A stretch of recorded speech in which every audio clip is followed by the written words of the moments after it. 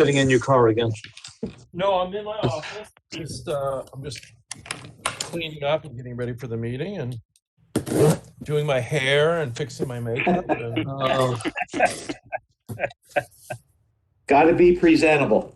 Yeah. Well, Bruce, I don't know how you do it. You've listened to a few meetings driving in your car.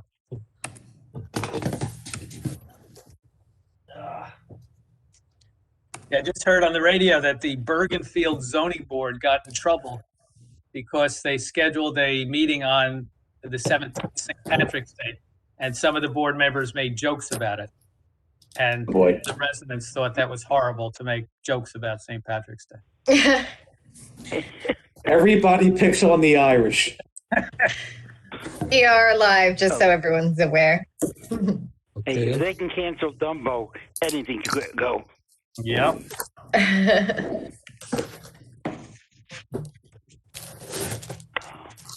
Excuse me.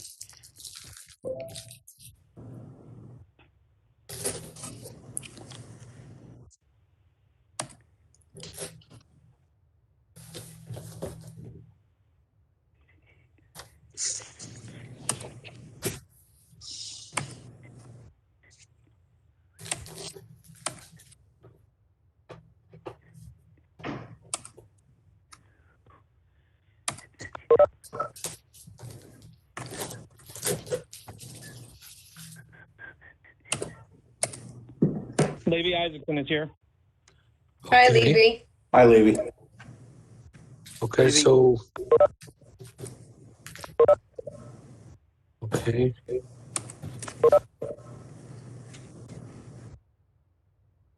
Okay, Ally, I think we have a quorum. Okay. I think, yes, let's just confirm. You have Bruce, Levy, Mr. Sable, Mr. Garfield, and me. Yes, and Mr. Flansbaum should be on his way. Okay. Okay, but we can start. Mr. Jackson, are you there? I am, Mr. Herzl. Your camera is off? My camera is on. Okay. Now we need the flag. Okay. Okay, I'll wait.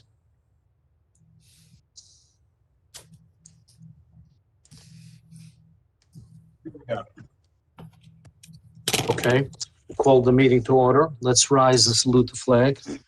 I pledge allegiance to the flag of the United States of America and to the republic which we stand, One nation. nation under God, indivisible, with liberty and justice for all. Ali, can you please read in the certification of compliance? The time, date, and location of this meeting was published in the Asbury Park Press and the Star Ledger and posted on the bulletin board in the office of the Township of Lakewood at least 48 hours in advance. The public has the right to attend this meeting, and reasonable, comprehensive minutes of this meeting will be available for public inspection. This meeting meets the criteria of the Open Public Meetings Act. Okay, thank you, Ali. Roll call, please. Mr. Garfield, Yes. Mr. Stern, yes. Mr. Sable, Yes.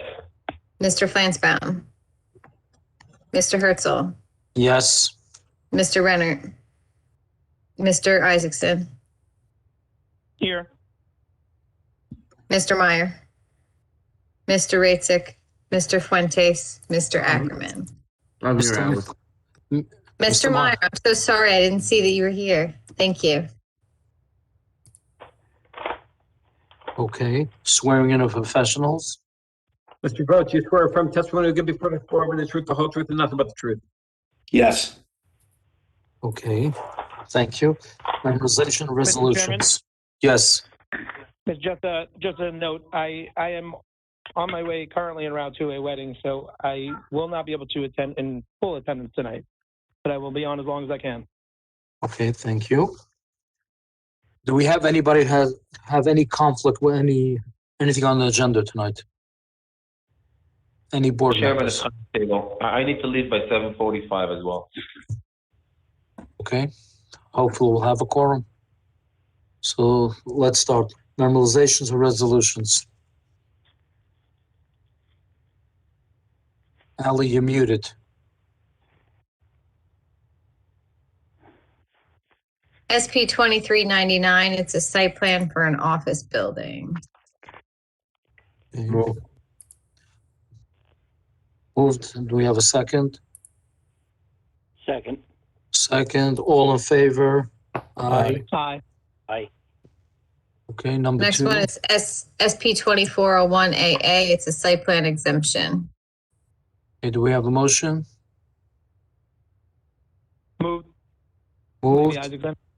Second. Second. All in favor? Aye. Aye. Aye. SP 2350, major site plan. Okay, do we have a motion? Move. Moved. Maybe Isaacson. I'll Moved. second. And Mr. Stern seconds. All in favor? Aye. Aye. And SD 2469, minor subdivision. We have a motion. Move. Moved. We have a second. Second. Second. And all in favor? Aye. Aye. Aye. On to the public the hearing, public agenda. Ali, are there any changes to the agenda tonight? I do not have any changes, no. Okay, so let's start from number one. The first is SD 2476AO. It's an administrative minor subdivision in the Oak Street area.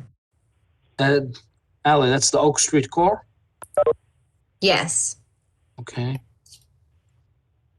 it currently is 2 lots. This is just an adjustment to slide the lot line over. Okay. Terry, do you have any comments on this application? The board members, Chairman, have a copy of our February 16th review. As Ali indicated and is indicated in the review, there's no variance relief that's necessary. This is a lot line change only. I believe Brian is here to testify. Correct. Okay, Brian, you have to be sworn in. Mr. Jackson, Mr. Flannery, do you swear that the testimony you will give before this board will be the truth, the whole truth, and nothing but the truth? I do. Brian Flannery, Jackson, New Jersey, licensed professional engineer and professional planner.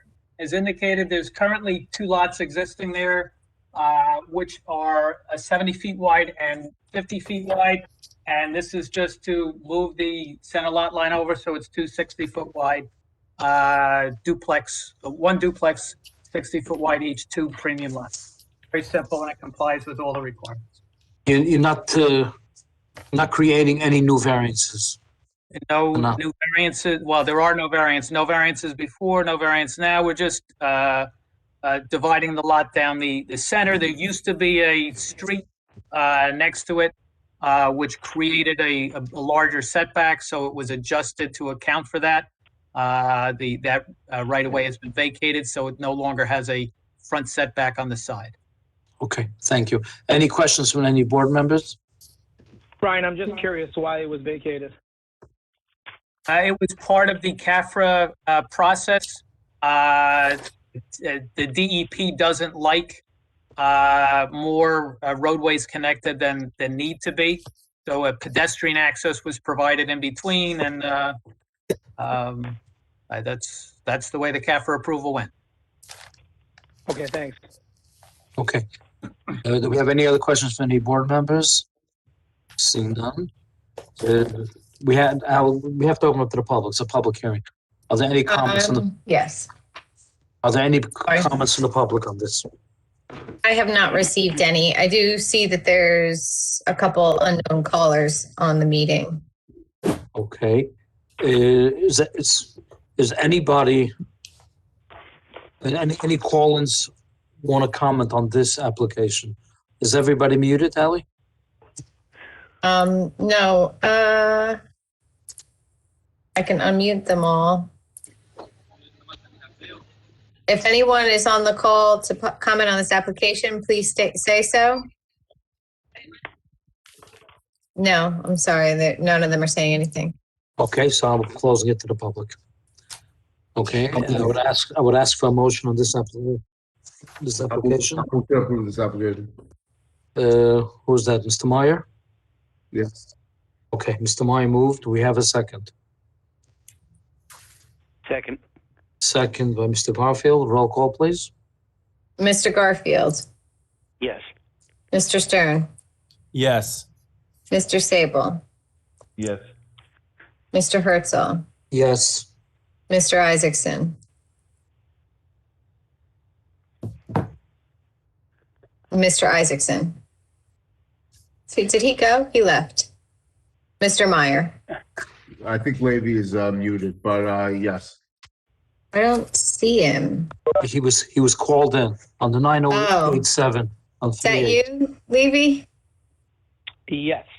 Okay, got it. Thank you. Let me label I you. actually tried seconding, but I'll give it to Got David. it. Let me label you so that I don't mute you again. You're ending in 38, correct?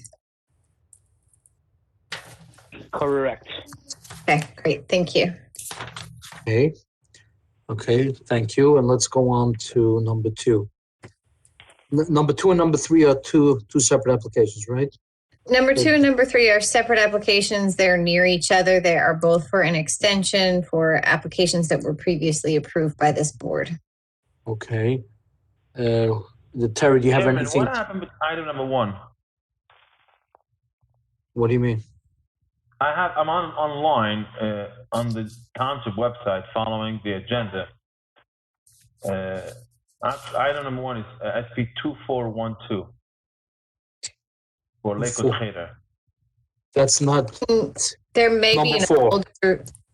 There may be an older version online. I'm checking that right now. Unfortunately, I don't have rights to post on the website anymore. It all has to go through another office. So Okay, so I'll use the one. it's not the way I want it to be. Okay, no problem. That No, pull up the agenda online. The number 1 is the one we just did, Oak Street Administrative Minor Subdivision. No, I'm online, but it doesn't matter. I can go through the link on the folder in the 365 folder, whatever it's called. I downloaded it, the agenda today. In the bottom of the public folder, 3/16/21, it says public hearing. I clicked on it, and that's what's giving. I see what you're saying. Yes, that one was not updated. That's my oversight. The one directly on the township website was updated. No problem. I'm just wondering what the schedule is. Thank Okay, you. so for the record, it's number 4 on tonight's agenda, and we'll get Right. there if we have a quorum. Okay, Terry, do you have anything on number 2 and number 3 for the extensions? We do not, Chairman. These are simply time extension requests. I understand. I'm just giving you the courtesy to ask you first. Who's here on number 2 and number 3? Brian. Okay, you have to be sworn in. Mr. Jackson. From testimony will give before this board with the truth, the whole truth, and nothing but the truth. I do. Brian Flannery, Jackson, New Jersey, licensed professional planner. These are, Mr. Jackson, so Brian, you're going to be testifying on SD 2120 and on 2121 on both of them. okay, so, Your oath is on both. yes. Okay, I just want to make sure.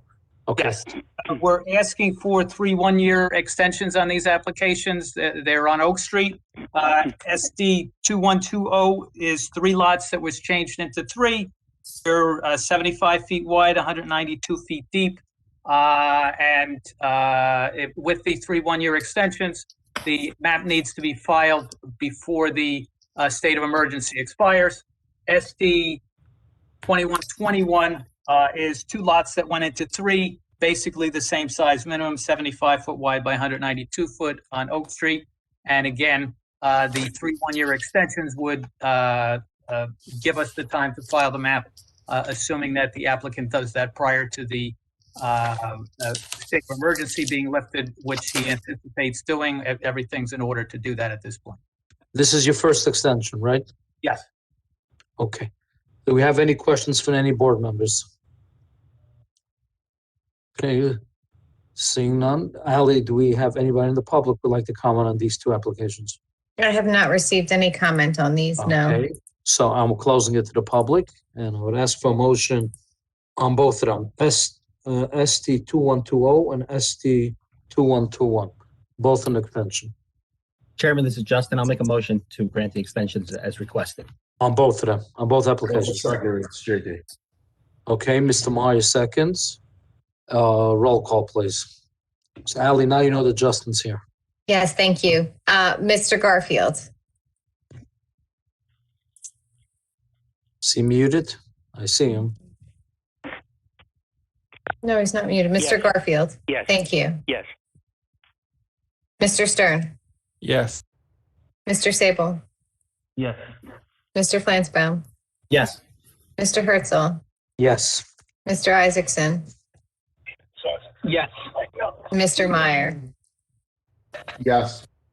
Thank you. Okay. Thank you. We're on to number 3. Number 4.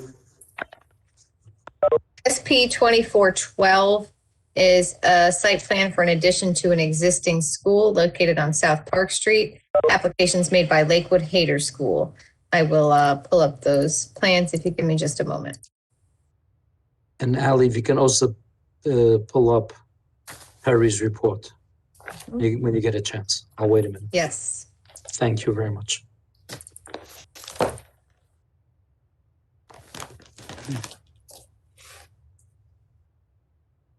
My computer is being very slow today.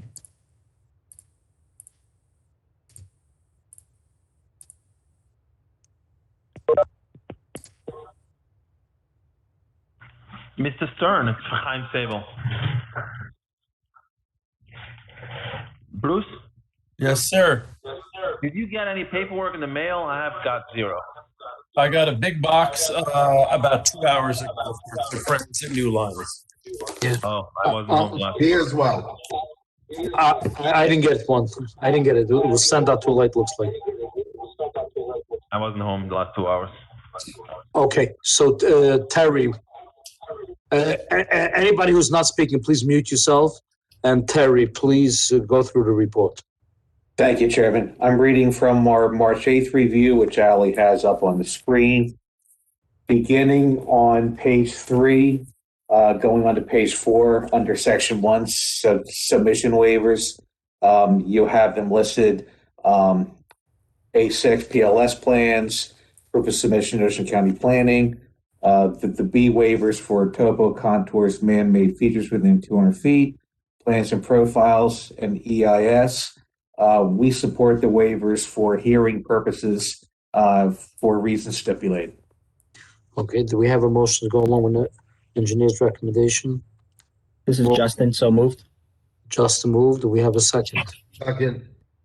By Mr. Meyer. All in favor? Aye. Aye.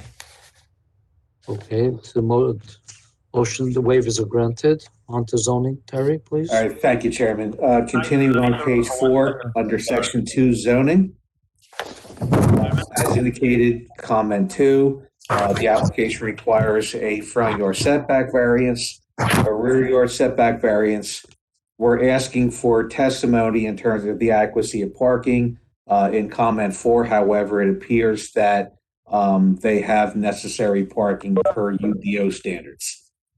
Comment 5, the board will have to act on buffer relief variance as well as off-street parking setback variance. And then under design waivers, which are listed under section 3 on page 5 of our review, you have multiple driveways shown on 2nd Street. Easternmost driveway is within 30 feet of the intersection. Parking is shown within 20 feet of street lines, and driveways are closer than the minimum. We've given recommendations as indicated on page 5 of our review. I'm sure we'll hear testimony shortly. We're recommending that the applicant consider possibly consolidating some of these accesses and maybe simplify movements. I'm sure we'll get testimony on that very shortly. And that's our letter, Chairman. Okay, thank you very much. Who's the attorney? Is that Adam? Is that you? Yes, good evening, Mr. Chairman. Adam. How are you, Adam? Very good. Attorney Okay. As Terry indicated, this is application for the Thader. Everyone's familiar with the property, with the school. Adam, get a little closer to your mic. Is that better? No. Hello? Yeah, or raise your voice. Is that better? If you could get closer to the mic, but further than from the camera, that would be great for all involved. Yeah. Well, why don't we just swear in? Tough crowd. You swear from testimony to give before this board with the truth, the whole truth, and nothing but the truth. I do. Brian Flannery, Jackson, New Jersey, licensed professional engineer and professional planner. Exhibits were submitted. A1 is a copy of the tax map, which shows the 3 lots. The site is located on South Park Avenue, and fronting and to the south of East 2nd Street. This is a site plan to add an addition to the building. The addition would be 13,000 square foot footprint. With respect to parking, 59 spaces are required and 65 are proposed. The one thing I'd like to comment on the submission waivers is that a submission waiver was granted for hearing purpose of submitting to the Ocean County Planning Board. It's our testimony. We don't exceed the threshold. We're not on a county road, so we're exempt. And we would demonstrate that to the board engineer during resolution compliance. Getting to the zoning on page 4, item 1 indicates it's permitted use. Item 2, we're asking for a front yard setback, the same as the existing school building that's there, at 13.8 feet where 35 feet is required. Rear yard setback, we're asking for 6.42 feet where 30 feet is required. The existing building is 0.5 feet, so the addition will be further than the existing building. With respect to the parking, the submission indicates that with the addition and the existing building, there would be 40 classrooms, 7 offices, 12 tutor rooms, which equates to 59 parking spaces being needed, 24 which were required for the first building, and we're proposing 65 in excess of the ordinance requirement. Brian, the front setback that you're talking about, most of I think it's a lot of commercial buildings, so most of the buildings all have more or less the same setback as that, right? Yes, South Park Avenue in that area has commercial buildings, and our building is also set back the same. So we just kept the same front setback as our building. Right, and it fits in with the whole block. Yes. We're asking for a buffer variance, and we're asking for a buffer for the parking. Obviously, the added parking is a benefit. I think everybody on the board, I kind of think anybody who's been in Lakewood for a few years knows where this site is, and the parking is overdue and will be a welcome addition. So it's my testimony. It's warranted with respect to the variance relief that we're asking for. There's C2 variances.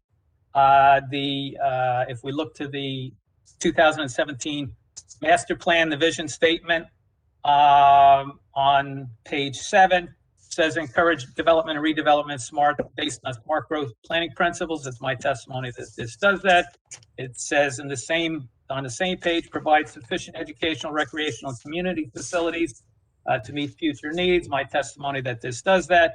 On page 10 of the same report, under community facility strategy, it says continue to support development of private schools in Lakewood Township. The municipal land use law, NJSA 40:55D2, under the purpose of the act.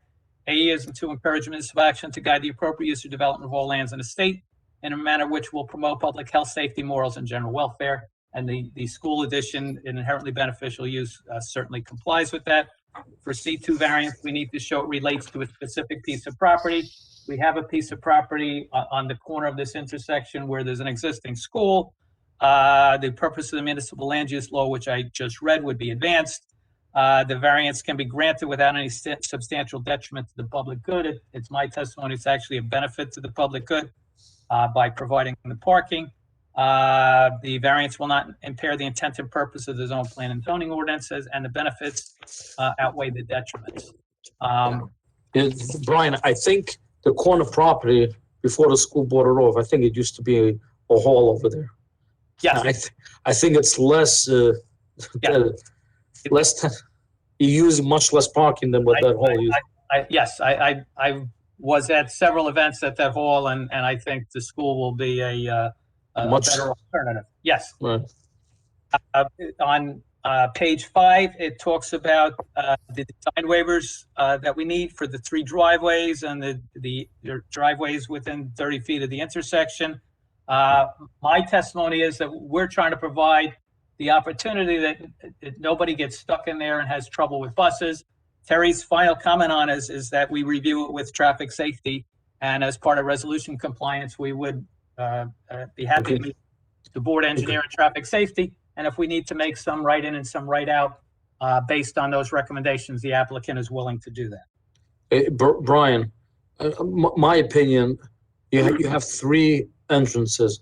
The one closer to Park Avenue. It's a little too close. I don't think you can make a left out of there. I would tend to agree that right in and right out for that entrance would be appropriate.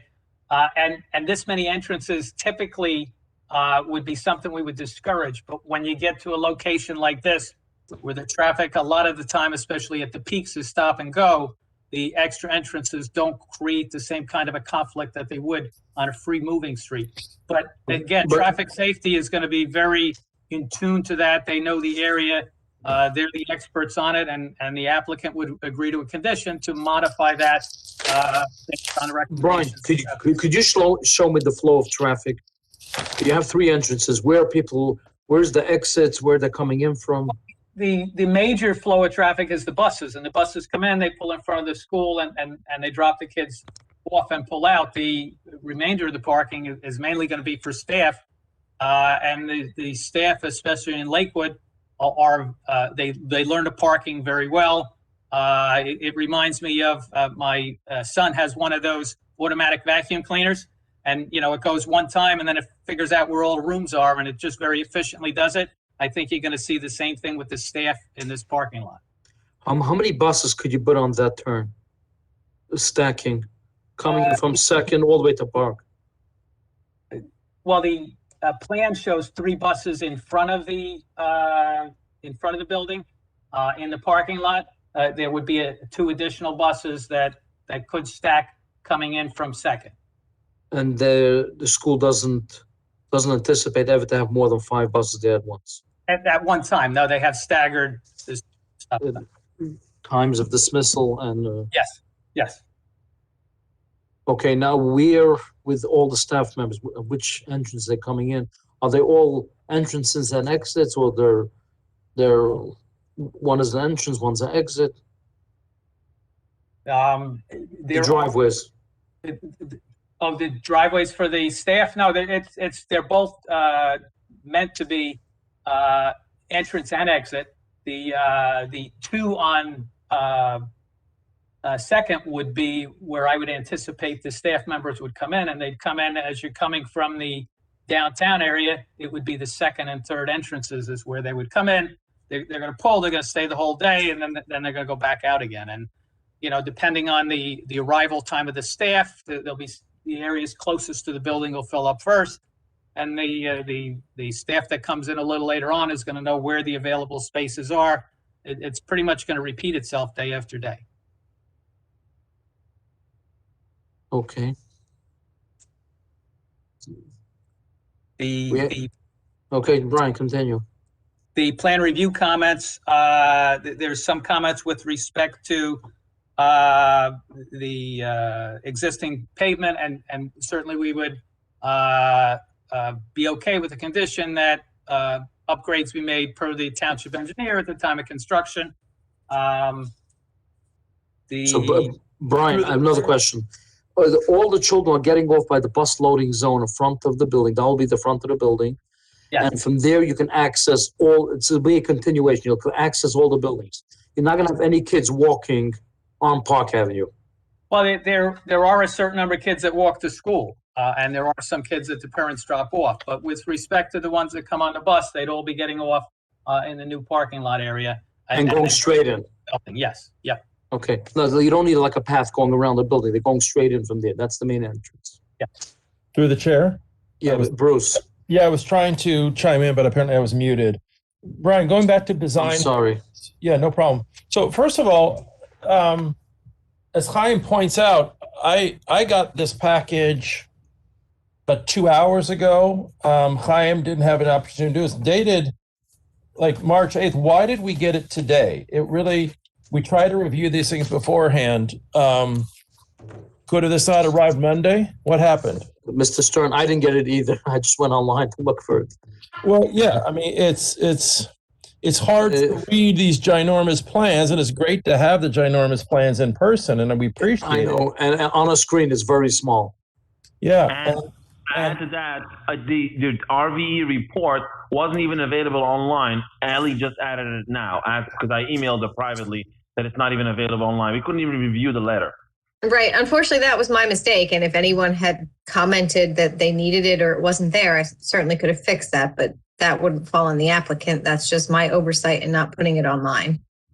It's just not fair. We don't have time to review this whatsoever. Well, what I'll say to the board, Mr. Chairman, is that, these things happen. We're doing the best we can in the environment that we have. And the board does not have to act tonight. If the board wants to take time to look at it and consider it on a different evening, we can continue it so everyone has time to. I rather, it's a school. I know they're desperate for time. I don't mind if you could bring up the report again and let all the board members read it. If we have any questions, Terry's here.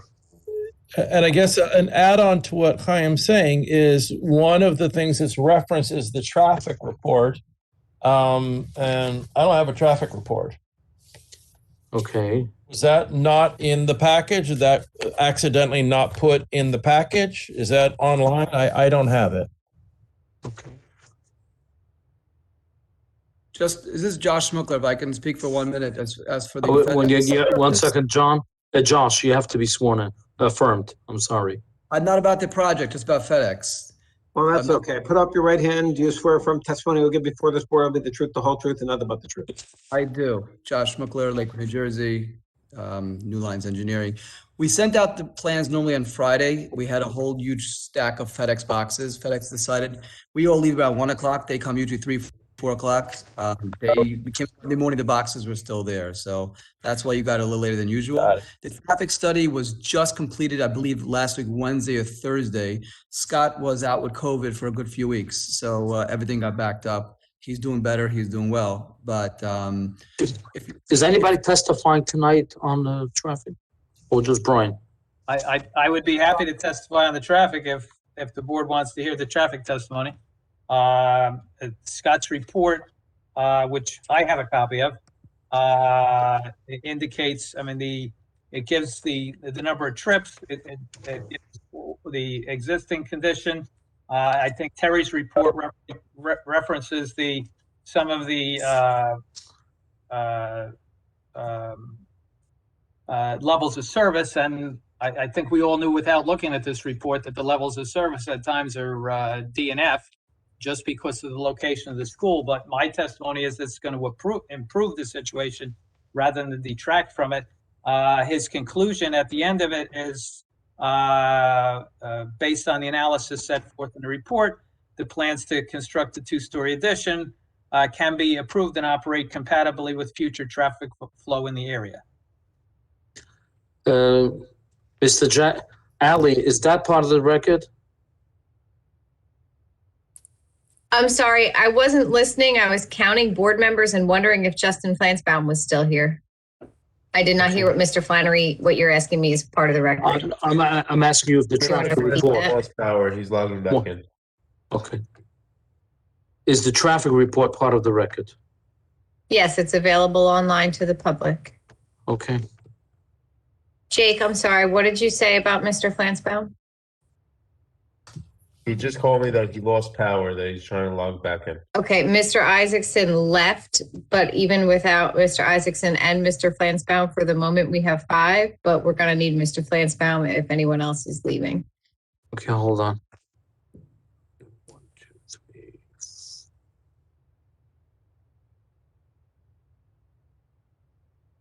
3. Okay. Justin's back on. I see him. Yep, thank you. Justin, are you back on? I'd rather give it a minute. Chairman, I'm back on. I lost power for a minute, so I just have to log back on. Yeah. Okay. Sorry. Okay. Did you hear Brian's testimony about the traffic? I heard everything up until about a minute and a half ago, where I lost power and then I logged back on. So I apologize. Okay. I'm just gonna say my personal opinion. My personal opinion, I think it's a great application. On Park and Second, it's a very busy corner, and I'm very thankful the school is buying this extra property to put the parking lot in there. I'm sorry. I missed the last minute, but I tend to agree with you. I reviewed the application and, Okay, the only issue that I have is with the first entrance, which is very close to Park and Second. At the least, I would recommend a right in or right out. And I would like to hear. The applicant would agree with that, as well as agreeing to meet with the board engineer and traffic and safety. And if there's other recommendations that would make it better, the applicant wants it to be better also. Okay. So Brian, if I can ask, Mr. Stern. Yeah, Mr. Stern. So Brian, the 3 buses that are parked that you have in your plan, are those kids dropping off, or is it they're going to make a right and be part of the queue dropping off? I mean, the kids at the Grata School get dropped off on Park, and they have a very orderly lineup and they drop off the kids. Are those 3 buses part of that queue, or this is now an additional drop off? That's what's that? That is an additional drop off. So Brian, you're going to have buses pulling up on Park also? Yeah, sure. I understood you're going to have. That's what I understood originally. That we're going to stagger it and have them all come in from the front drop off. That's what I was asking. I think the applicant can meet with traffic and safety, and they can talk about staggering and talk about what makes the most sense for the buses dropping off, to do it the most efficiently with the least disruption to traffic. I see Mr. Rottenberg is on. I think he's from the school. If he wants to speak. Does he want to speak? Somebody would probably have to unmute him. And be careful when you do that. Be careful what you ask for. Jillian, do you want me to do that? I just sent a request to unmute. Hello. Yeah. Hello, this is Aaron Rottenberg. Okay. How are you, Robert Rottenberg? If you want to testify, if you want to give any testimony, you have to be affirmed then. So, Mr. Jackson, could you affirm and Robert Please raise your right hand. Do you affirm the testimony will give before this board with the truth, the whole truth, and nothing but the truth? Yes, I do. Okay. Robert Rottenberg, you are affiliated with the school? Yes. Okay. The question was raised, how many buses are you going to have coming to the school? Are they all going through the parking lot, or they're going to be dropping off on Park? Right now, we have 18 buses coming in the morning, and the afternoon is staggered at 2 times. There's like 10 at 10, and there's 8 at 3 o'clock and 10 at 3:30. So the afternoon drop-off could all be handled from the new building. The morning drop-off could also probably be handled at the new building, because they don't come in at the same time. They come in starting at 8:30, they drop off the kids, and they leave, and they go from 8:30 till 9:15. So I believe most of the kids could be dropped off by the new entrance. Okay. Is this right now? We have 18 buses dropping off on Park Avenue, so we'll take most, if not all, off of Park Avenue. That's what I would like to hear, because Park, I think, is a very busy road. I would like to get whatever we can off Park Avenue. I think, Mr. Stern, you agree with that? I mean, that certainly would be good. I'm just trying to understand, are these 2 things, I mean, Mr. Rottenberg seems to be saying they're talking different times. Are these different grades, or what's the difference between these 2 shifts? It's different grades. Okay. So they will be staggered on the time. Right. The primary goes in 9 and goes out at 3, and first and second grade goes in at the same time at 9, but leaves at 3:30. So everybody's coming at 9, starts at 9?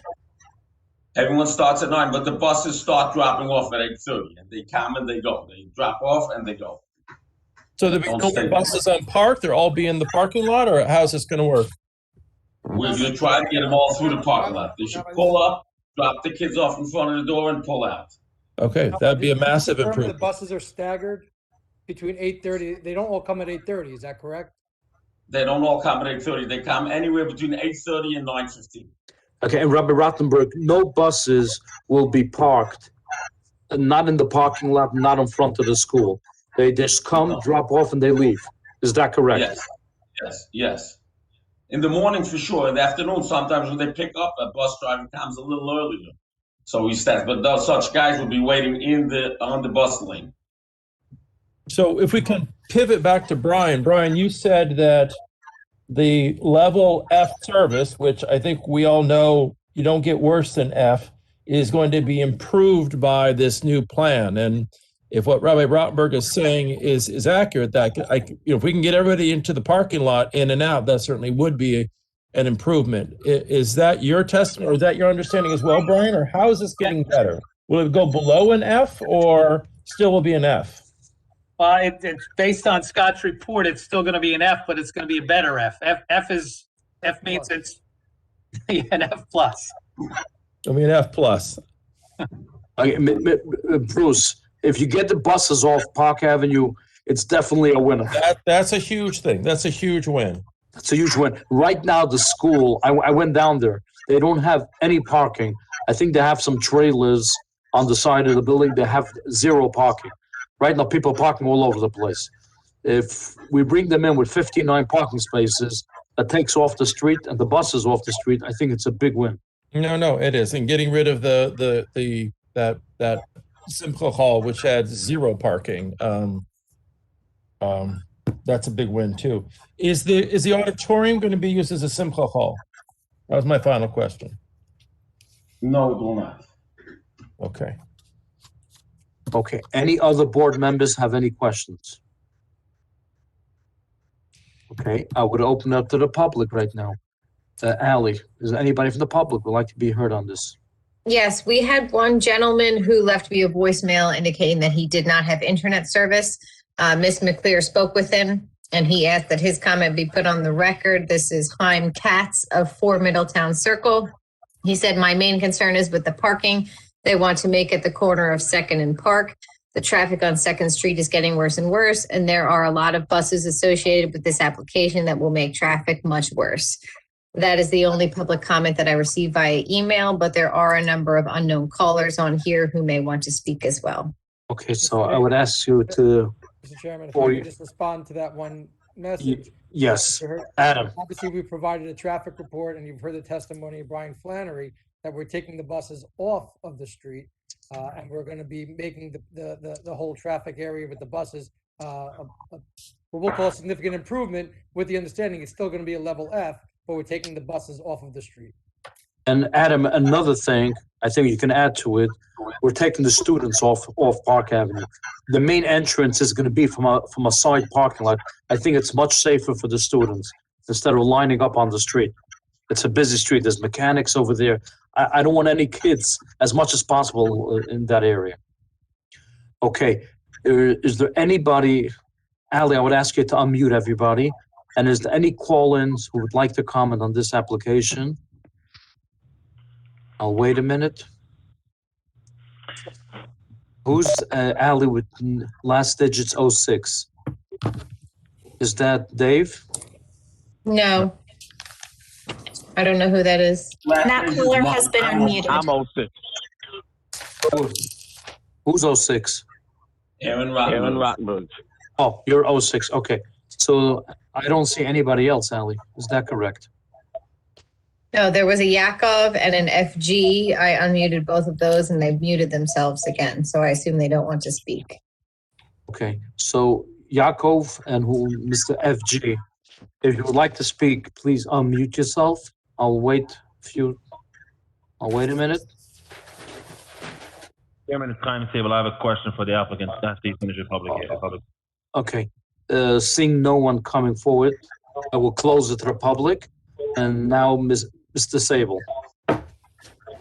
Yeah, hi. A question regarding lights in the parking lot. I don't see any lights proposed.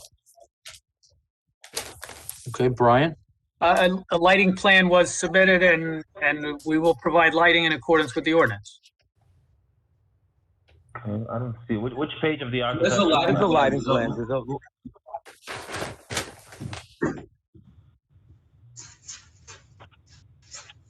Which page is the lighting plan? I don't have a hard copy, but it's got to go from the computer. I don't see lights. Sheet 5 is the lighting plan. What? Sheet 5, yes. Ali, would you have that lighting plan on? You can bring it up, the board members can see it.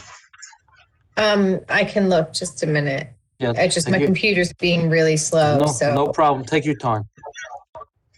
Mr. Chairman, this is Adam. Yes. I'm just signing out. I'm going to re-sign back in. My computer keeps freezing, so I'll be back in 1 minute.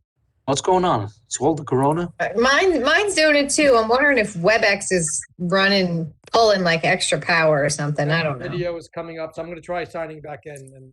Okay, so I'll take a 2-minute recess for you. As you should both, you could sign back in. I'll be 1 minute. Thank you. Okay.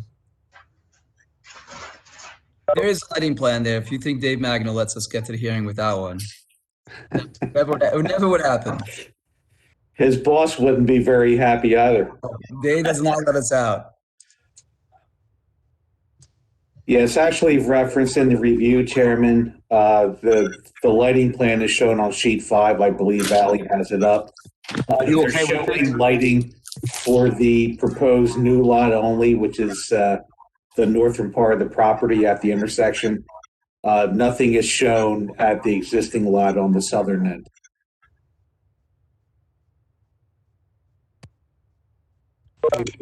Brian, are you there? Back in. I am here. Okay, what lighting plan do we have on the southern end, the other end? Well, the lighting on the southern end is, as was approved by this board when the original application was approved. And again, it's in compliance with the ordinance. Okay, if you need any upgrades, then you'll do it right now. Yeah. Okay. And in Terry's report, item 24 in Terry's report references the lighting plan was submitted. And we will agree to, as part of resolution compliance, as indicated in this thing. To satisfy the engineer. Yeah. Okay. Any other questions for any board members? Okay, and at this time I would ask for a motion on this application. It's Chaim Sable. I'll make a motion to approve this with the most southerly address, the entrance or exit on the corner, the closest to the corner of the park should be a right out only. And right in. And a right in the most western. So west and east. So the most east, which is closest to the corner of park, should be out only, right out only. And the other one is right in as proposed. And also no Simcha Hall as the applicant agrees whatsoever. Okay. Ali, do you have it? Do you have the motion?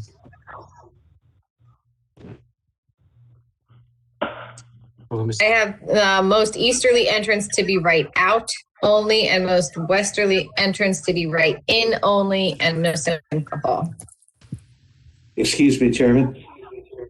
I just wanted to clarify that the final circulation design is also going to be subject to the review of the Traffic Safety Bureau in terms of the overall movements. 100%.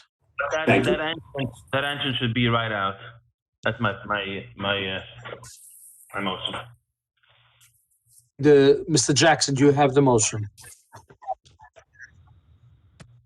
I hope he's there. I'm here. What do you mean? Clear which entrance is right in, which one is right out. Julian will be doing the resolution. Let me make sure she has all that down. Julian, can you hear me? Yes, I can. Are you clear with the motion? I believe I am, Mr. Chairman, yes. Okay, thank you. So do we have a second on the motion? This is Justin, I'll second.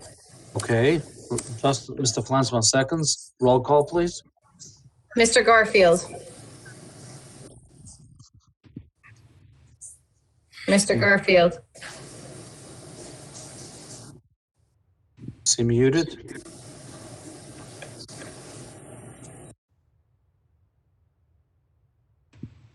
Mr. Garfield. Yes. Thank you. Mr. Stern. Yes. Mr. Sable. Mr. Sable. Yes. Mr. Flansbaum. Yes.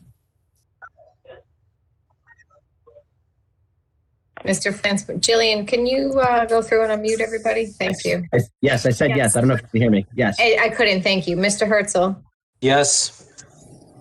and Mr. Meyer. Yes. Thank you. Excuse me, before we move on, Ms. Morris, I just wanted to confirm, did you also get the condition in the minutes for that last one? It's on the recording, so it will be typed, yes. Okay, I was focused on muting and unmuting people, so I just wanted to confirm. Thank you. I can clarify if you need me to.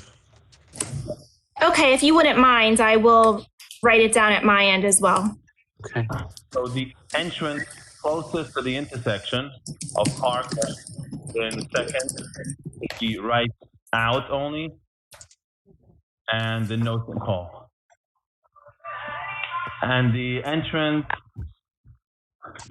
the other side of the entrance is parking lot. So there's west and east, being close to the parking lot, to the intersection. So one right in, and then there's a middle for both, in and out, and then there's a closer to the intersection should be right out.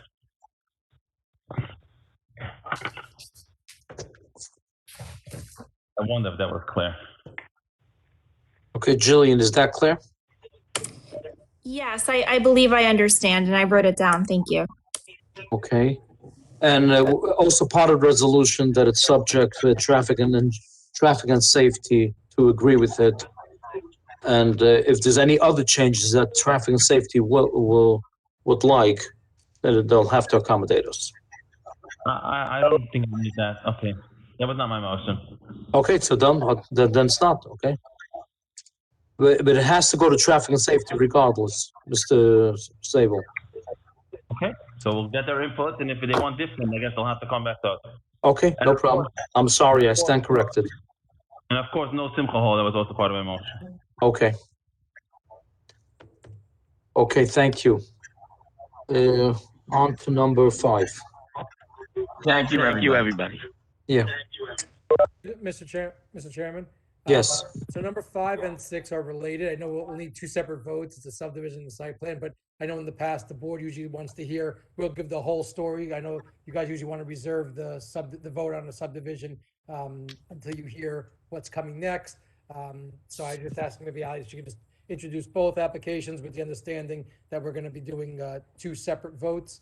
And also, Ali, I think a link was sent to you for a video. Once Terry goes through the report, can just play that video for the board. I did not receive a video. Ali, it was in the exhibit email. Oh. In the body of the email. The bottom. It was like Can you a, play it For on, the site plan? Can that be played on someone else's? yeah. Was it in the site plan or the subdivision email? In the site plan. What's the video of? It's just The an building. overview of the project. Can you email it to me and I could screen share, or Ally, can we let one of them screen share? I think anyone can share it. I'm opening the link now. It's a link with pictures and video. I'll see if my computer is able to handle all of that. Currently, I have the other 6 exhibits open, so I'm not sure how much my computer can handle. If somebody wants to email me the video, I can open it and play it. Okay, I think we should, Ali, if you can please bring up Terry's report. Let's start with that first.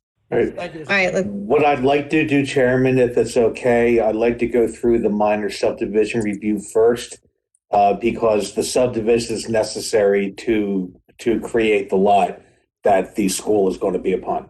Okay. yeah, Terry, if I may, I'll just introduce the 2 projects so that we can get started. Okay. I'm sorry, Ali. I forgot that you Okay. do it. That's Okay. okay. All right, so the board is considering applications by Yeshivas or Olam. We have a minor subdivision to create 2 lots from 4 existing lots on Vermont Avenue, followed by a major site plan for a school on one of those 2 lots that are being created. Okay, thank you, Ali. And now Terry, if you can go. Thank you, Chairman. I'm reading from the minor subdivision review first, which Ali has up on the screen, dated March 11th. Beginning on page 2, Roman numeral 1, under submission waivers, we had listed proof of submission to Ocean County Planning, which we can support because the county will have to sign the plans if approved anyway. That's the only submission waiver under the minor subdivision. Okay, so let's act on that. Do we have a motion to grant the waiver? Chaim Sable on this. Chaim Sable move. So we have a motion and a second. Second All by in Josh. fa- Okay, all in favor? Aye. Aye.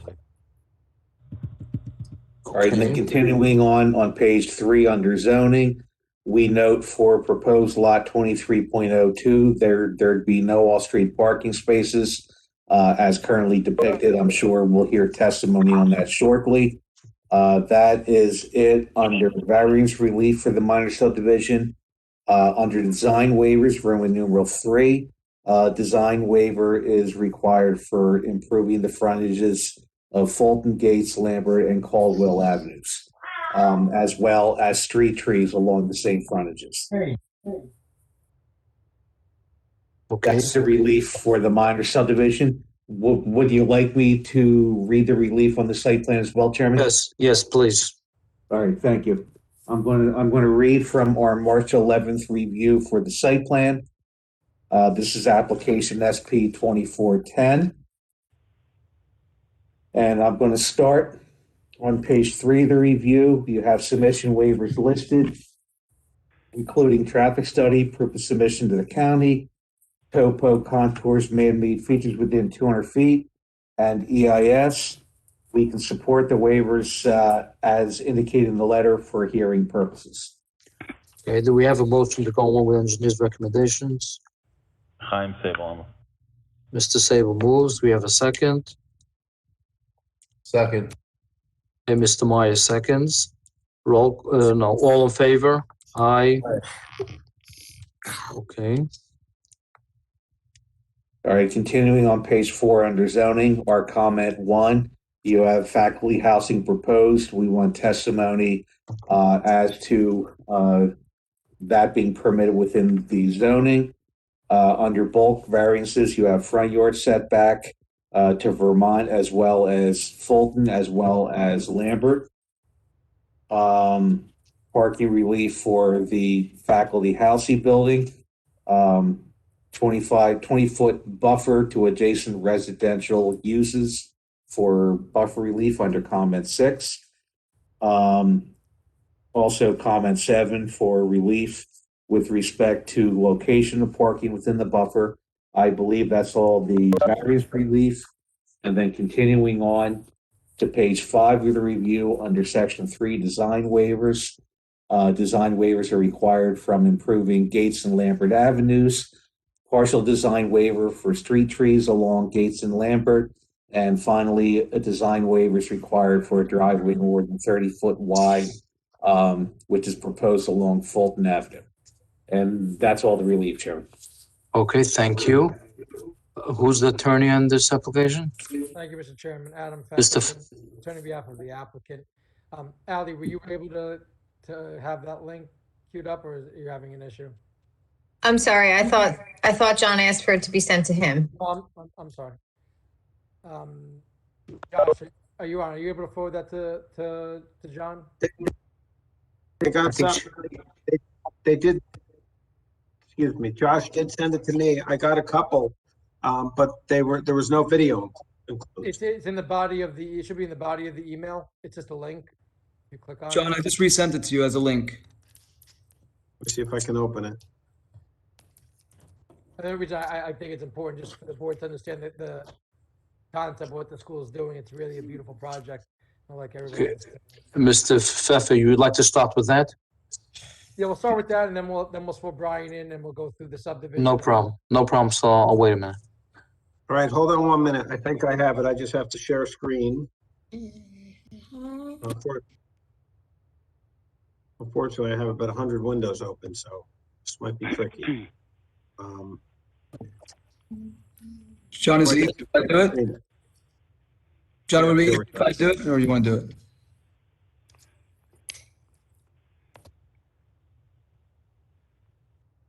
Can everyone see it? Yes. Amazing.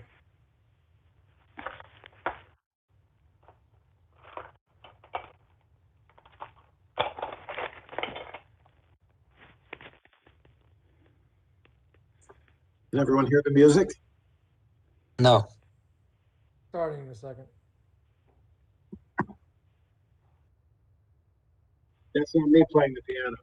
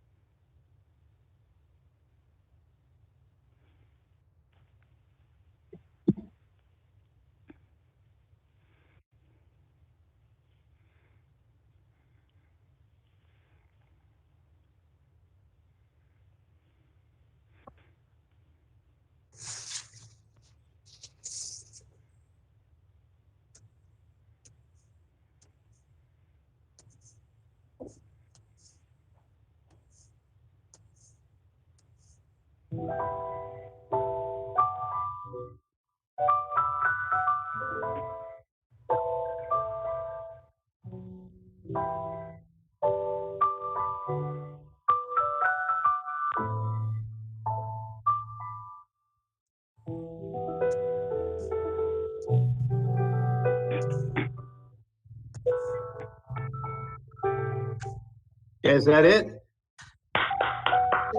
Is that building constructed already? Brian has upped his game since his last per cal map. So the, Ron, if I can, I guess I should mark that as A1 for both applications, just for the record. And on the video did have a name of who created, the architect who created that. If I can, for Brian Flannery at this point. Mr. Flannery, do you swear affirm testimony you give before this board be the truth, the whole truth, and nothing but the truth? I do. Brian Flannery, Jackson, New Jersey, licensed professional engineer and professional planner. And just for the record, we're not going to do this on every school from now on. This is a unique situation. And so the application, as indicated, is in first the minor subdivision. We have a property which is 4 lots containing 8.74 acres. It's being subdivided into 2 lots of roughly half each, 4.3 something acres apiece. The front lot, which is being called lot 23.01, will have frontage on Vermont Avenue and an improved roadway, and that's the location where the school would be. Proposed lot 23.02 would be for future development. Looking at Terry's report with respect to the relief that's required on zoning on page 3, he indicates we're in the R20 and schools and single families. Brian, just 1 second. Ali, do you mind sharing the plan again? Please. Brian, just wait 1 second. I'm sorry, I was trying to download the video since Adam decided to mark it into evidence, but it's taking too long. So just a moment.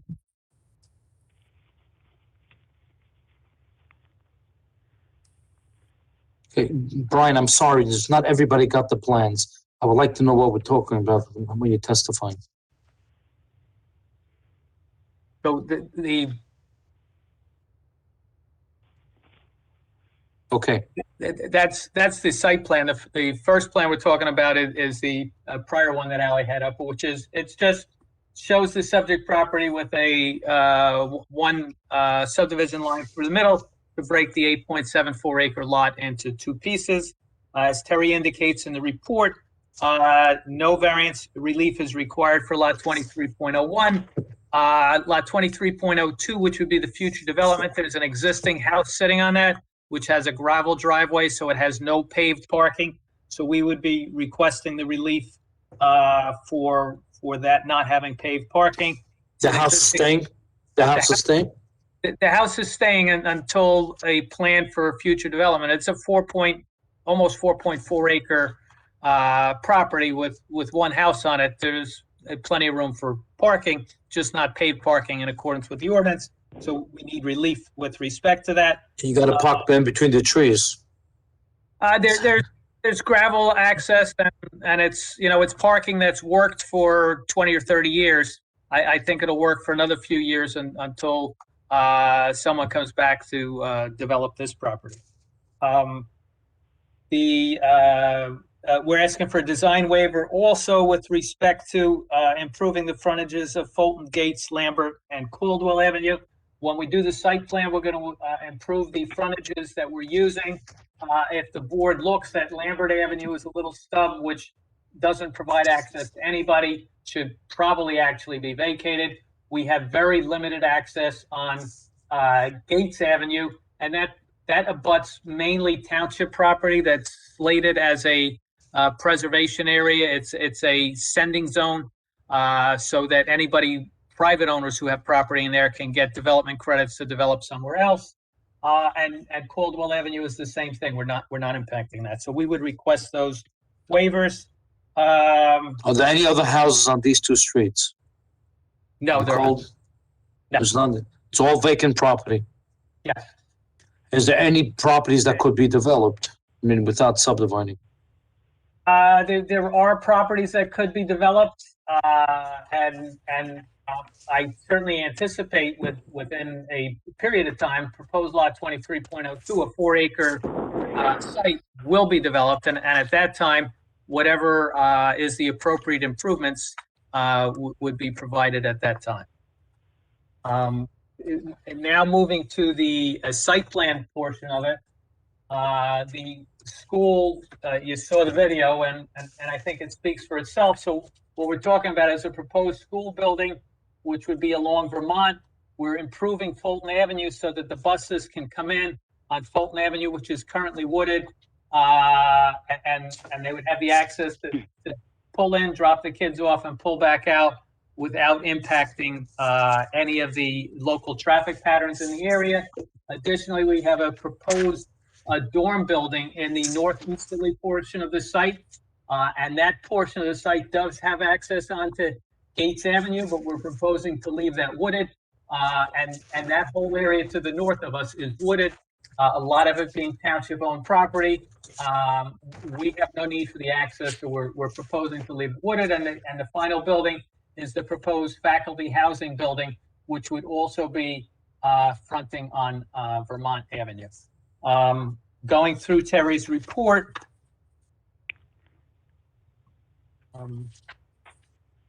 obviously it's a permitted use in the zone.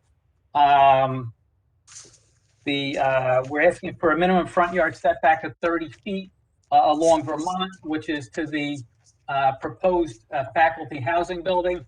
The opposite side of the street is all residential structures, which are set back 30 feet. This building will look residential in nature and will fit in with the area, and it'll provide the faculty housing as needed.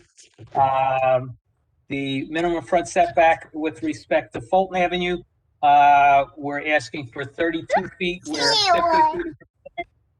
And Fulton Avenue, as I indicated before, is a paper street right now that's wooded. We're improving that. The only activity that's going on there is the buses. So that variance really isn't going to have any adverse impact on anybody. We're asking for a front yard setback with respect to Lambert Avenue of 10 feet where 50 feet is required. Lambert Avenue is a little paper street, wooded paper street in the northeasterly portion of the site adjacent to the proposed dorm that my testimony is will never need to be improved and should probably be vacated, which is why we're asking for setback relief with respect to that.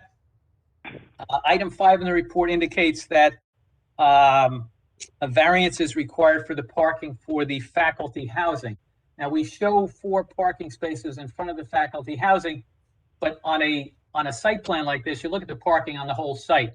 And on the whole site, we comply with the housing. So although there aren't more than 4 parking spaces for the faculty housing, and it's our opinion, those 4 spaces that are there are what's needed, there's additional parking all over the site so that parking is provided.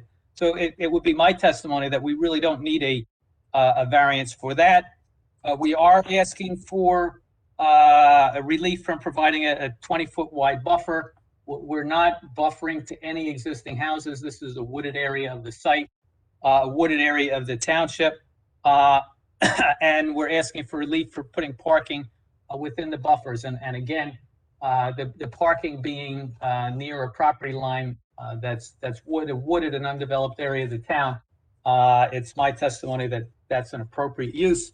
If we look at the justification for the variances, again, they're all C2 variances. The master plan of 2017, the vision statement on page 7 says encourage development and redevelopment based on smart growth planning principles. It's my testimony that this does that. It also says provide sufficient educational, recreational, and community facilities to meet future needs. And my testimony, again, this does that. Page 10 of the same 2017 master plan under community facility strategies says continue to support and develop the development of private schools in the township of Lakewood. So we satisfy that goal. The municipal land use law, NJSA 40:55 D2, under purpose of the act, A, encourage municipal action to guide the appropriate use or development of all lands in a state in a manner which will promote public health, safety, morals, and general welfare. And it's my testimony that this very nice school that's being proposed here certainly does that. Brian, what age students are there? It's high school boys. Okay, and they're being dormed or they're being dropped off with busing? There's a dorm building in the northeast portion of the site. Uh-huh. There is busing for this that are not in the dorm. And we have an appropriate area on Fulton Avenue, an unimproved right-of-way that the applicant will develop to accommodate the busing and the drop-off. The C2 variance we need to show relates to a specific piece of property. I think the location of this property in Lakewood and the only forested area of the town, now that the airport road area is no longer forested, it is an appropriate location. The purpose of the municipal land use law, which I testified to, would be advanced. The variance can be granted without substantial detriment to the public good. The variances will not impair the intent and purpose of the zone plan and zoning ordinance, and the benefits will outweigh the detriments. With respect to the other items in Terry's report, we're certainly going to satisfy his comments. We're looking for design waivers from improving Gates and Lambert Avenue. And again, Gates is along the northerly side, which is the top of the sheet. We only own the frontage near where the dorm building is, and it's more appropriate to leave that unimproved with the trees staying. A partial design waiver from providing street trees along Gates and Lambert, and it's wooded, so there would be no reason to do that. And a design waiver for the driveway being more than 30 feet, and that's certainly a benefit. Brian, block 1100 lot 1, that doesn't belong to the school. That is correct. Okay, what's there? That's vacant land? Trees, yeah.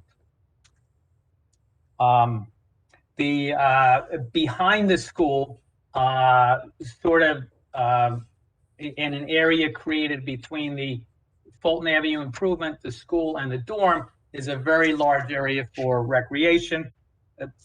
On page 6, Terry's comment is with respect to the recreation, and a recreation is proposed there. I think when the board saw the video, you kind of get the message loud and clear that this school is being developed to the highest standard possible.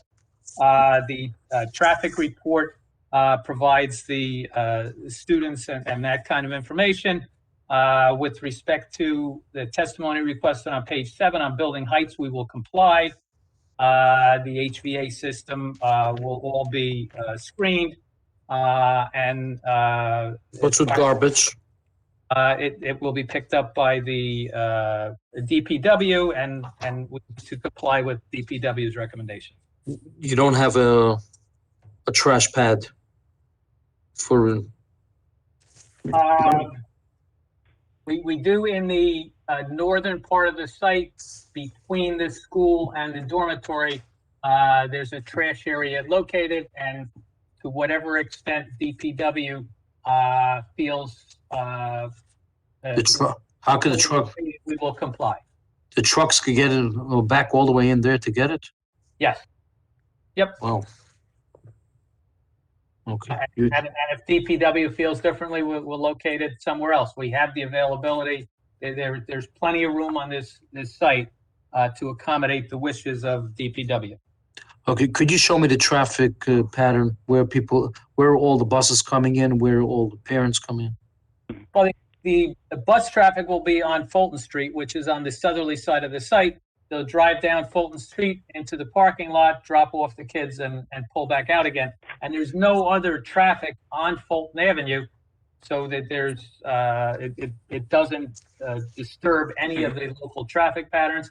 And then there's parking distributed around the site for the faculty housing, for the dormitory, and for teachers and visitors to the school. Mr. Chairman?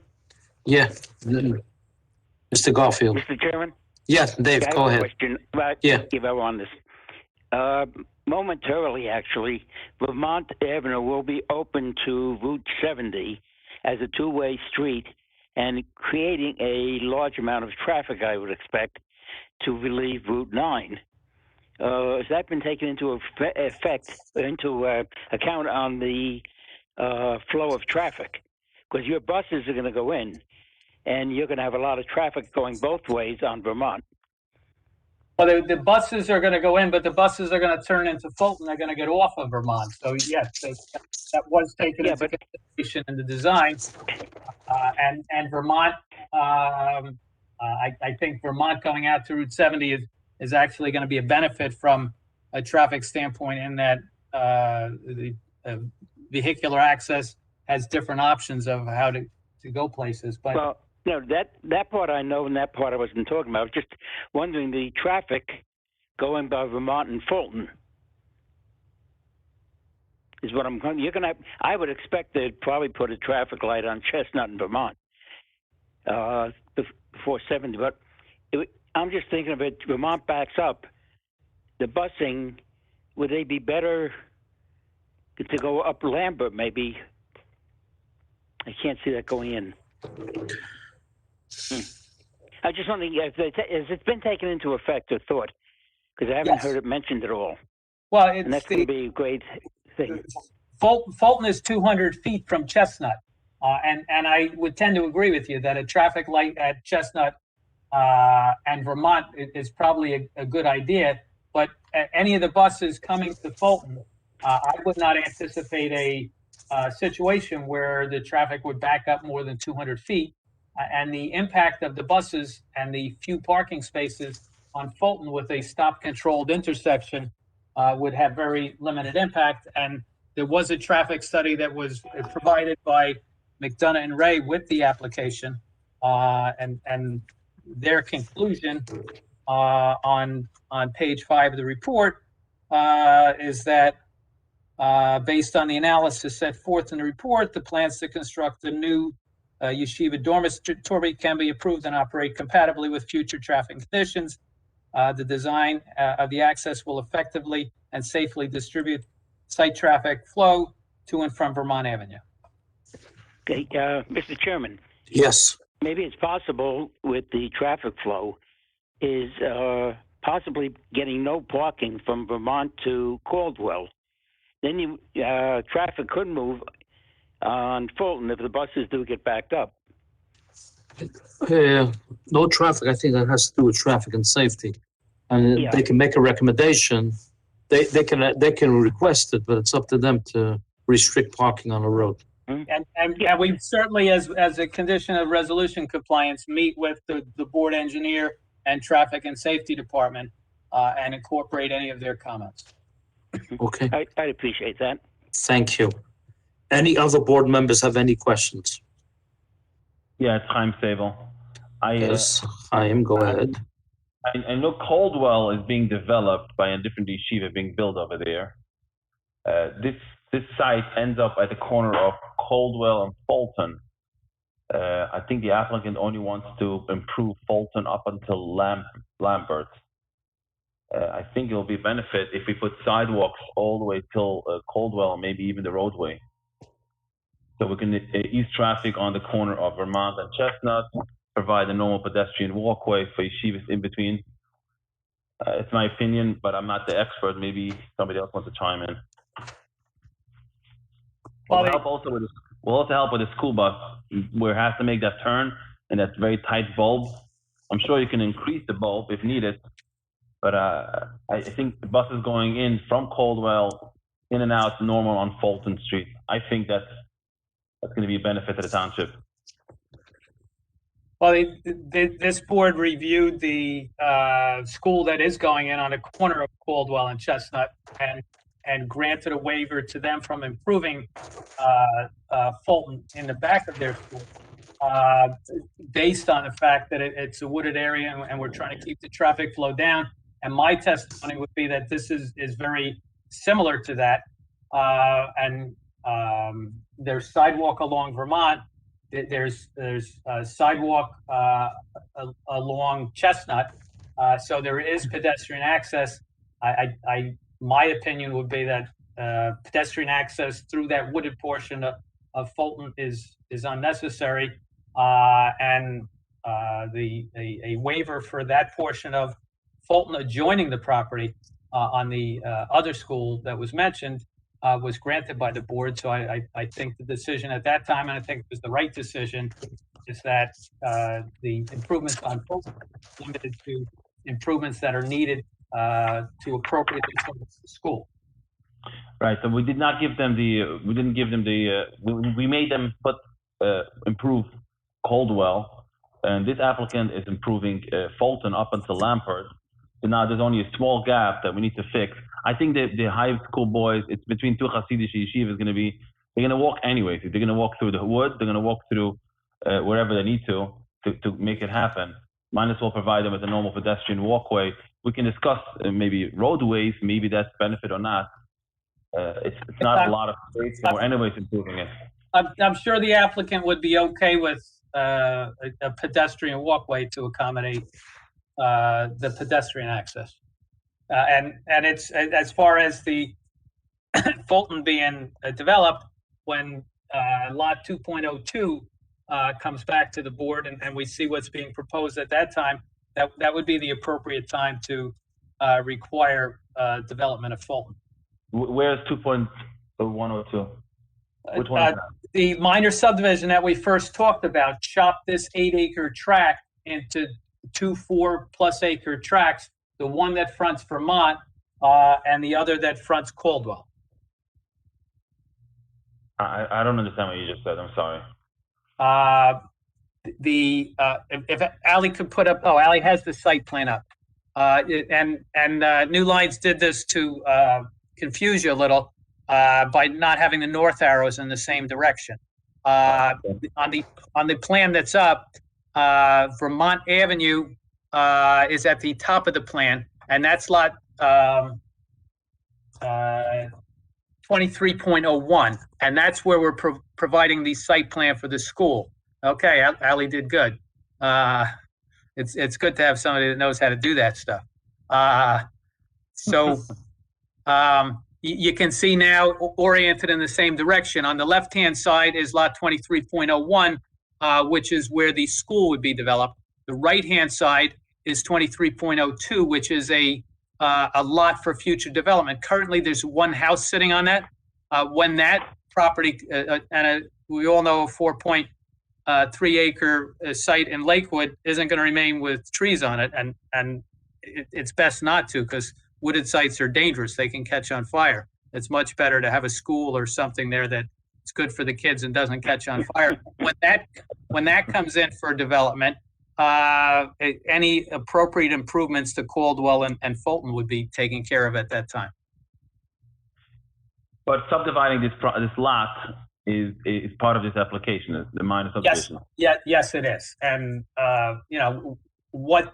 certainly the board could request that. We're asking for a design waiver. The board could require it. My testimony is that it wouldn't be appropriate to put the burden of that on this school when there will be an applicant for the second one that would come in, and that would be the appropriate application to require those improvements. And it'll be a time when we know what kind of improvements are needed. Can we put it in that we don't have to improve it now up until they start developing this property, and they will have to do it then? So in other words, they can get the CO for this building without improving Fulton till the end. They can only do their fair share. Well, they own this property. They own this property. All Okay. right? So they don't have to do it. It's not going to be a condition of the CO. Whenever, whoever develops that property is going to have to do it at the time of development. Does that make sense? Yes, that's certainly as part of the minor subdivision, an appropriate condition, and the applicant would be agreeable to that. Okay, thank you. Any other board members have any questions? One last question. The dormitory in the back, does that require a parking lot? Parking spaces are required in accordance with the ordinance, and the parking has been provided in accordance with the ordinance. And that calculates the proposed dorm as well? Well, the ordinance does not require parking spaces for a dormitory. Okay. Okay, thank you. Any other board members have any questions? There's seeing none, we're open to the Mr. public. Chairman? Yeah, Dave. Mr. Chairman? Yeah, Dave, go ahead. Maybe I missed it. Is anything can be done with lot 21?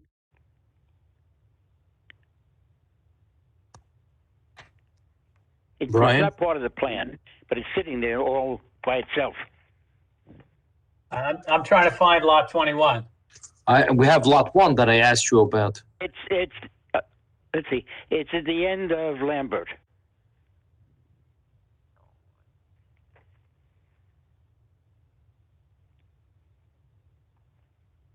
Dave, do you mean lot 1? No, it says on the little map I'm looking at in the computer. It looks like it says 21. It's under lot 23. Okay. To the right of that entranceway.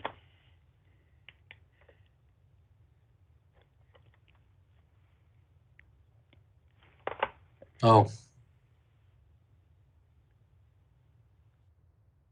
Yeah. Brian, I think he means there's a little lot 21 that's not owned, that's on Fulton. Yes, Fulton by Lambert. This little lot. Okay. We don't own it, so we're not planning. What's the size of it? What's there at the moment? Trees. Yeah, trees are there, and it looks like. It's an undersized lot. Yeah, it looks like 40 feet deep by 50 wide. Certainly, when 23.02 is developed, the applicant for that project, it would certainly be a benefit to determine who owns that and if they want to sell, because by itself, it really doesn't have any value. Every property in Lakewood has value, but its development potential is severely limited, and in combination, it makes the most sense for the highest and best use of that. Okay. Thank you. Any other board members have any questions? We will open it to the public. Ali, is anybody from the public would like to be heard? An email from Mr. Zines. Okay. Yes, we have an email from Mr. Zinus and also an email from Shlomo Stein. Do you want me to read those, Mr. Jackson? Yep. Whatever your pleasure is. Okay, just a moment. I'll share my screen. I'll read it. Okay. How is the faculty housing? Hold on. Mr. Jackson, she wants to bring it up on the screen. Let the board members see it. It's gonna take I'll me a wait. minute. Okay, no problem. Okay. I'll wait. We're doing this virtually. I would like to have a clear record and board members could see everything.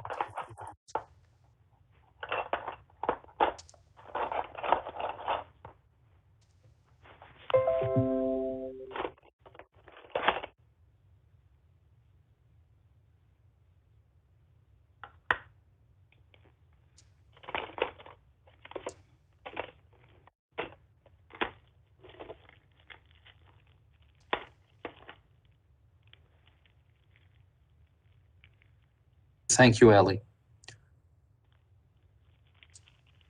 Okay.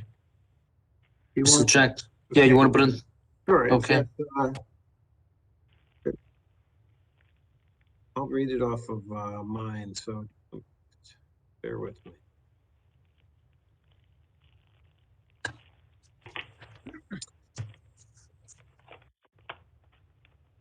How is faculty housing appropriate for the sport? Duplexes are not permitted in the zone. 2, will Fulton get streetlights? 3, I recommend the following be installed on Fulton Street. I recommend that the board condition its approval on the applicant installing the following. A, retro-reflective street name signs along the corners of this development.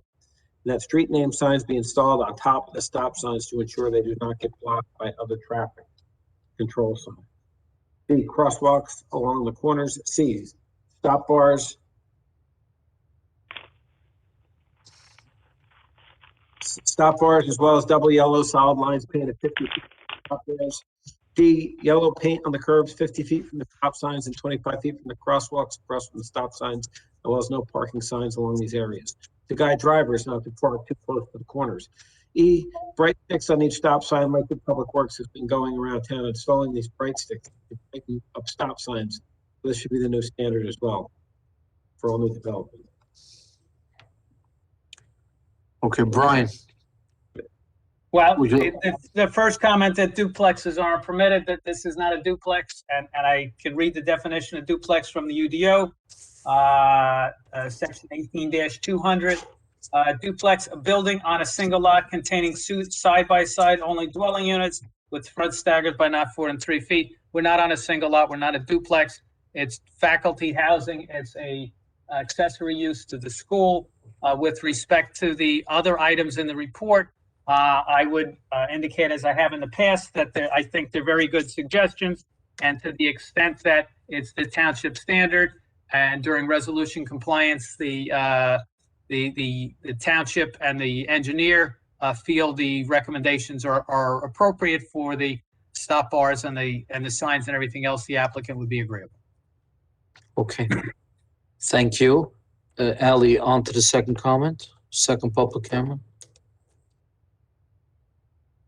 The second says he agrees with Chaim Sable. The roadway of Fulton should be extended to Caldwell. Makes more sense for the good of both yeshivas. Shlomo Stein. Thank you, Mr. Stein. Please somebody understands me. And as we indicated, the applicant is agreeable to a condition of the minor subdivision that when lot 23.02 is improved, those improvements will be incorporated. Okay. How are we going to write this into the resolution? Chaim, everybody understands you. The only question is, if it's too expensive for a school, but it's definitely the right thing to, as much as possible, to finish up the roads and the sidewalks as much as possible. But Chairman, somebody told me that it's not good for safety to open more streets because it might be a through traffic. What's your opinion on that? I think it's wrong. I think we need as many streets open, and it should be done the right way with sidewalks. Kids shouldn't be on the road; they should be on sidewalks. Right now, you have double park, triple park, people going all over the place. We need the roads to get the traffic moving. My opinion. So maybe we should ask him to do it now. Through the chair, this is Justin. Right. I also agree that I don't like to look at things as black and white because there are some gray areas too. And even though most of the time I think that it's beneficial to have through streets, sometimes in my opinion it's not. In this case it would be, but the school is not improving they're proposing to improve what they're going to be using for their lot. For the lot next door, when that's developed, let the next person improve. The school's bringing it up to the next lot, and that'll be beneficial to the next lot. And the next lot will improve up to Caldwell. But to put the onus on one property owner is not, in my opinion, school or otherwise, it's just not fair. Okay. I tend. Yeah. Go ahead. No, Mr. Sable, go ahead. Do you think we're putting in a condition that whoever builds the next property should take the burden? That makes sense? No, what's going to happen is that whoever develops the next property is going to take it as far as they're going to use. In other words, up to Caldwell. So, this school is going to take it up to the, and I don't have the lot numbers in front of me, but this school is going to take it up to the next lot, which is going to take it up to Caldwell. Mr. Flansbaum, you say basically what you're saying is eventually it's going to get done, or whoever develops as they go along, move it along, will get developed. Yeah, correct. As natural development occurs, the roads will be improved. I mean, but you can't put the onus on one property owner. Certainly not the school. I mean, you can't. I agree with you. I agree with you. But we're just going to put in condition of the subdivision that this subdivision is in contingent, I guess, to finishing this land, improving this roadway. No, you can't. Then they don't get the subdivision now. No, but we're granting them the waiver for CO for the yeshiva.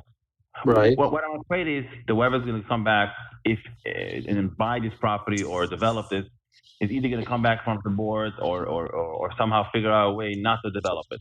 So I think what we should say, any future development is going to require the roads to be developed. Right now, we're giving a waiver only for the school and only for this property. Right. The question is how do we word it properly? For that, we have an attorney, Mr. Jackson.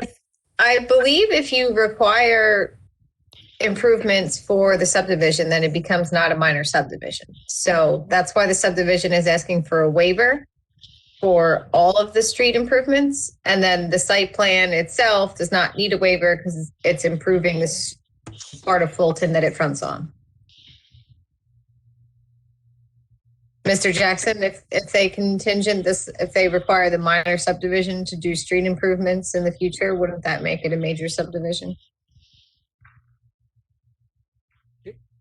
You're muted, John.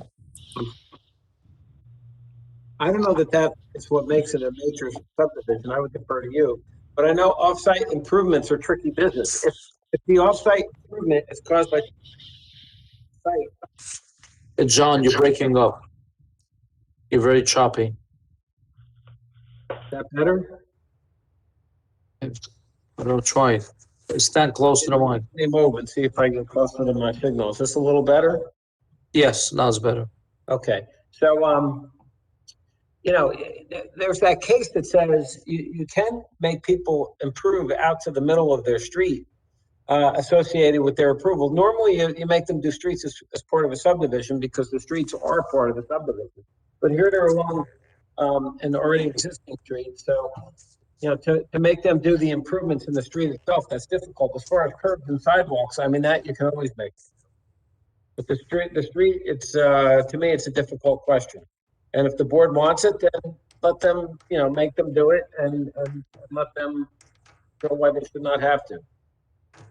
Put the burden on them to say that it's not their responsibility. But, to Mr. Flansbaum's point, if he doesn't think it's fair to put it on this applicant, that might be the conclusion that the board draws as well. I tend to agree with Mr. Flansbaum.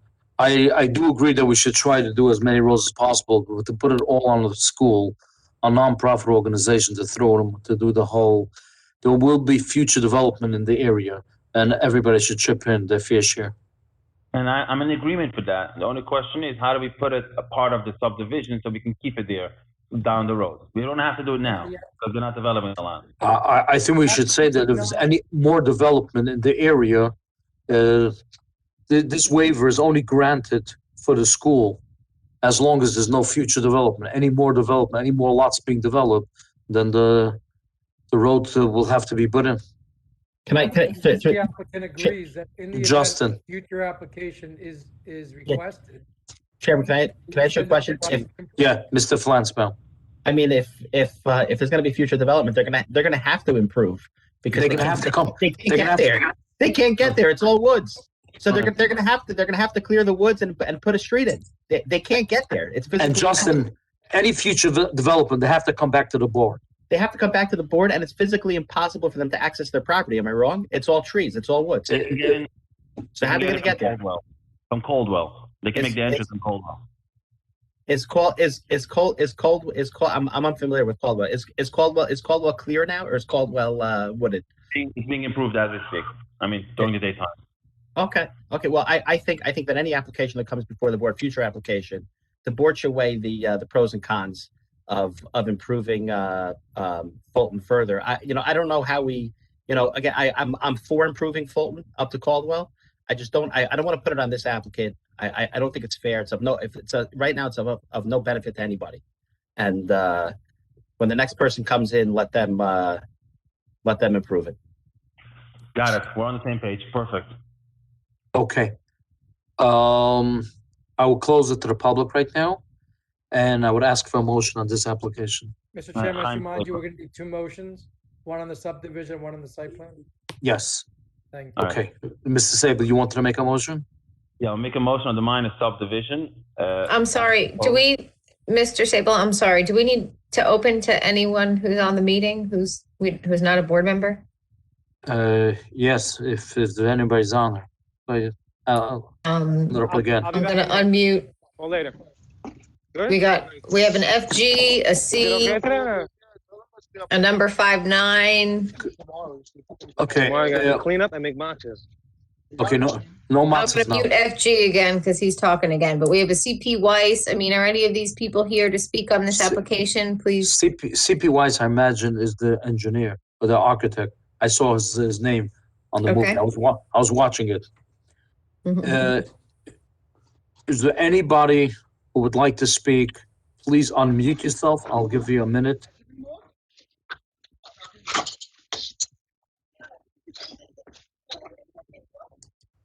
Okay. Okay, it doesn't Thank look you. like anybody wants to speak. Okay, thank you, Ali. So it's close to the public right now. And back to Mr. Sable, you were in the middle of making a motion. We need two motions here, one for the subdivision and one for the site plan. So we'll do the minor subdivision first, as proposed, the motion to approve, with put a note on it. I don't know if a note or a condition that whoever develops that property in the back has to improve the right of way. Okay, do we have okay. I'm sorry. No, please continue. Ryan agreed earlier to meandering a pathway between the yeshivas. I don't know if we need to put it on this approval or the other one. Okay, you're making both motions? No, I'm questioning if the meandering pathway is going to be on the approval on the subdivision or the site plan. Put on both. Where do we know it? Or both? Can we do it on the site plan so we'll bond for it in one place instead of bonding it under the minor sub? Yes. Okay. That's a good idea. Okay, so let's take a vote on Mr. Sable's motion, just on the subdivision. We have Do we have a second? we have a second. I'll second. This is Justin. Okay, just a second. Roll call. Now this is just on the subdivision. Mr. Okay, Al. Garfield. He's muted. Jillian, can you unmute everyone, please? Yep, doing it now. Okay. Mr. Garfield. Yes. Thank you. Mr. Stern. Yes. Mr. Sable. Yes. Mr. Flansbaum. Yes. Mr. Herzl. Yes. Mr. Meyer. Yes. Thank you. Okay. Now I would ask, would somebody like to make a motion on the site plan for this house? Timetable. I'll make a motion as well, as proposed, with a meandering walkway between Coldwell and this site. No simcha hole whatsoever, and the duplex is not going to be rented out. It's going to be for the yeshiva only and only purposes. And that's all. Okay, Unless you want to fine. add We want to add that condition again as we added in the subdivision if we need it. Okay. Thank you. Do we have a second? I'll second. This is Justin. Just a second. Roll call, please.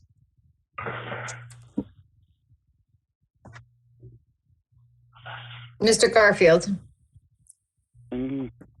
Yes, with a review of the effect of Vermont, the new Vermont Avenue. Mr. Stern, Yes.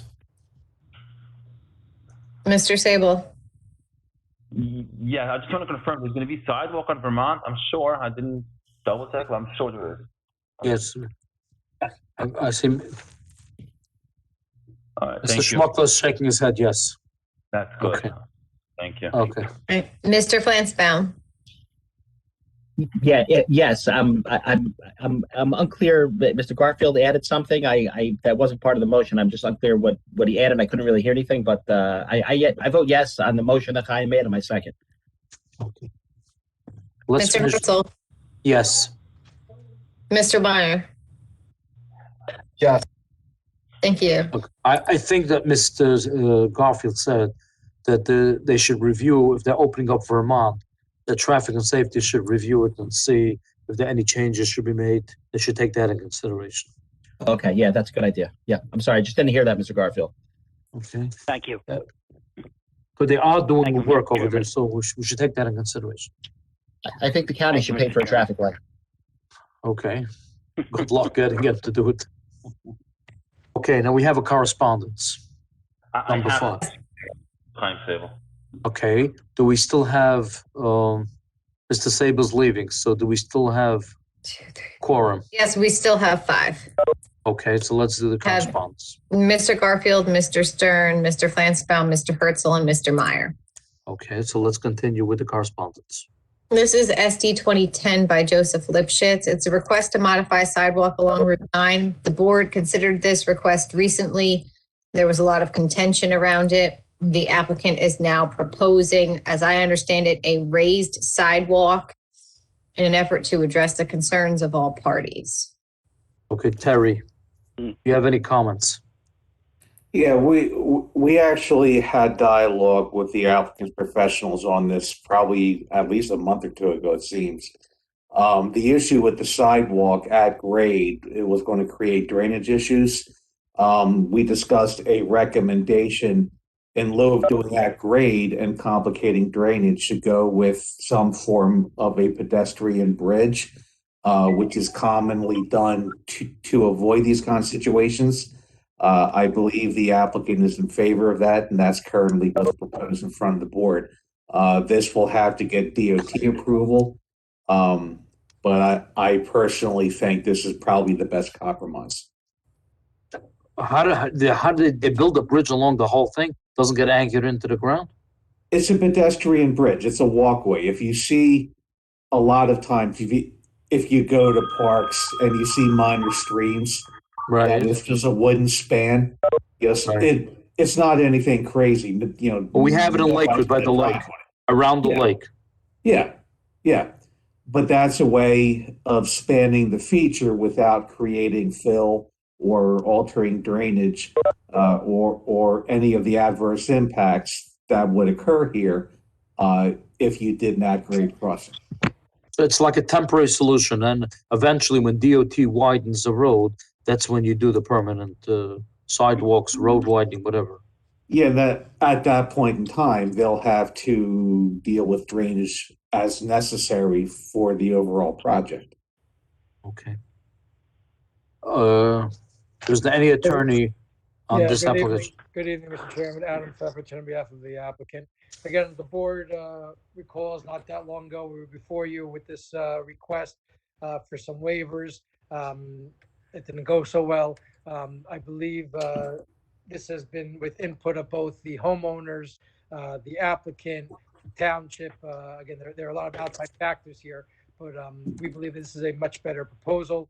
I do have Brian Flannery here to address, again, any technical items, and we can swear him in. And just for the record, I also have noticed for this this correspondence, so that the property owners being affected have been noticed. And like Terry said, you still have to go get DOT approval, and you feel comfortable you're getting it. Correct. Okay? If we can, Brian, you want to add anything? Brian, you have to be sworn in if you're adding anything. Swear from testimony I'll give before this board with the truth, the whole truth, and nothing but the truth. I do. Brian Flannery, a licensed professional engineer and planner, Jackson, New Jersey. I think everybody laid it out. It's a very good solution to the problem. Last time we tried to work something out, the board kind of told us to come up with a better idea. This is a better idea. The only drawback is getting the DOT approval. There's really no reason in the world that they should not approve it. But this would require DOT approval. I feel that with the township engineer and the applicant's engineers meeting with the DOT and twisting their arm, that we will get them to approve it.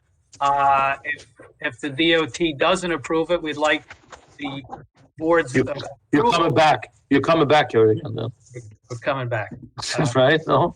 Well, I would hope that the board would understand if we meet with the township engineer and we get a real loud no that we can't do it, then we don't have a solution. And the alternative would be that the applicant would make a fair share contribution to the impact on the overall project. That would be our request. Okay, thank you. Any questions from any board members?